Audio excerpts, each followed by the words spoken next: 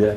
Monsieur le député, cher Alain David, commandante Hélène Chancel Le Sueur, cher commandant Cinquin, notre commandant de port qui fait un travail formidable, monsieur le président du foyer du marin, vous tous les bénévoles que je connais déjà depuis de longues années, monsieur le président du mérite maritime, cher Julien, merci de votre présence. Avant de parler du foyer et du travail que vous faites, je voudrais parler un peu du port. Vous savez que le port, il y a un peu moins de 10 ans, était dans une situation dramatique. Je sais, hein, c'était très compliqué. Et avec la nouvelle équipe, le nouveau conseil de surveillance, le nouveau directoire, nous avons pu remettre le port, pas sur les rails, mais sur le chenal. Et aujourd'hui, notre port de Bordeaux retrouve quand même une dynamique qu'il avait perdue et qu'il retrouve avec beaucoup de bonheur. Beaucoup de bateaux qui reviennent, même si les chiffres de cette année sont un peu moins importants que l'année dernière. Enfin, c'est moins 3 points, mais il faut savoir que le Havre, c'est moins 16 points, ce qui est beaucoup. Donc nous, on tient quand même, on tient la tranchée hein, sur ce sujet-là. Et c'est important, le vrac aussi, et surtout le travail que nous avons réalisé pour réhabiliter à Bordeaux les chantiers navals. Les chantiers navals maintenant, au bassin à flot, ici sur la forme 3, le slipway, accueillent de nombreux navires et bien sûr de nombreux emplois productifs. Cher Alain, je sais l'intérêt que tu portes à cet emploi productif industriel pour réindustrialiser justement les centres urbains auxquels nous sommes au cœur de centres urbains ici. Et ça, nous en sommes très fiers avec Jean-Frédéric Laurent et toute l'équipe dirigeante.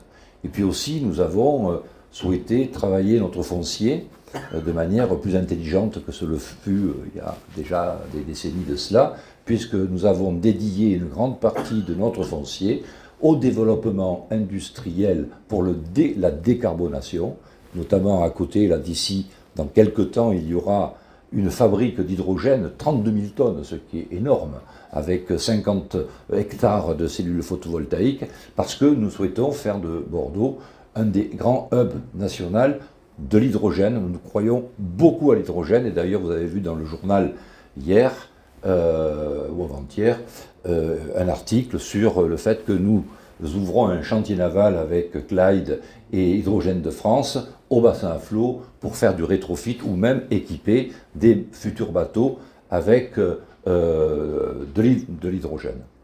Alors, j'ai lu aussi, et ça, disons, le compte rendu du maire de Bordeaux, de sa visite avec Madame la Première ministre. J'ai été bien sûr très intéressé par tous les sujets qu'il a développés, qui étaient très importants, mais j'ai eu un peu de peine en ne lisant pas l'intérêt que la ville porte à notre port. Et je crois que nous sommes un port de territoire, on nous l'a dit, et nous en avons une pleine conscience. Nous sommes un port de territoire, Bordeaux c'est un port, la Gironde, la Nouvelle-Aquitaine, et bien au-delà, nous avons nous pris conscience que nous sommes un port de territoire, mais nous aimerions maintenant que les territoires prennent conscience qu'ils ont un port. Et je le dirais d'ailleurs à Pierre Hermic, que je connais bien, je lui aurais pu quand même un peu parler du port de Bordeaux. Enfin, en tout cas, plus il y a de mouvements de navires, plus il y a de marins. Et plus il y a de marins, plus vous avez de travail. Et vous avez un rôle doublement important. Un rôle direct, d'action, sur la problématique des marins. Tu l'as magnifiquement développé, Guy, avec toute ton équipe, pour accueillir ces marins qui sont parfois dans des situations compliquées. On l'a vu au niveau de la santé, au niveau de la Wi-Fi, au niveau pour l'appel de leur famille. Et puis, au foyer du marin, ils trouvent un peu de France, quelque part. Et ils trouvent une sensibilité que vous leur donnez, c'est-à-dire l'humanisme.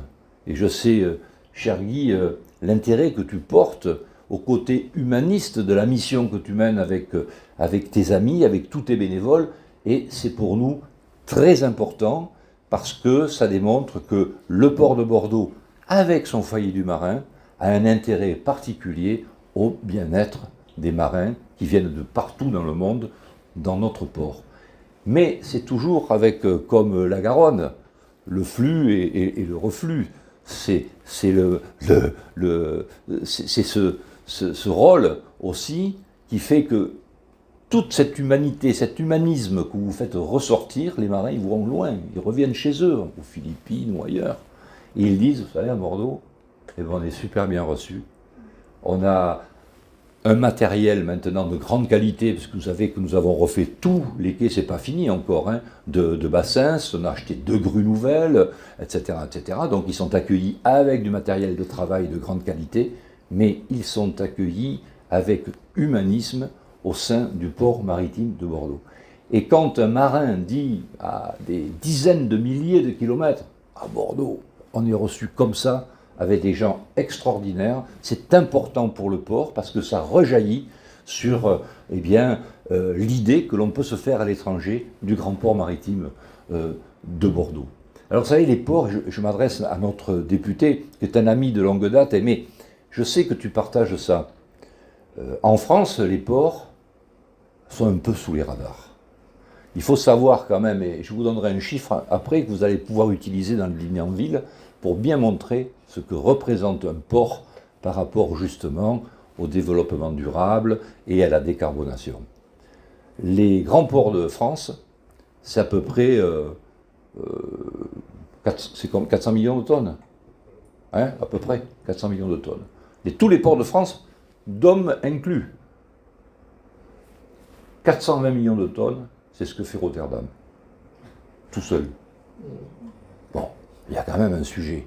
Avec le fait que nos ports ont du foncier et peuvent, pour l'État, pour la France, développer des quantités d'activités, justement sur la décarbonation, sur l'économie de demain. Et ça, c'est très important. Et ça, cher Alain, c'est un sujet qui d'ailleurs peut être relayé parce que beaucoup de gens pensent, et quel que soit, et ça de manière très œcuménique, pensent que les ports sont sous-exploités dans notre pays.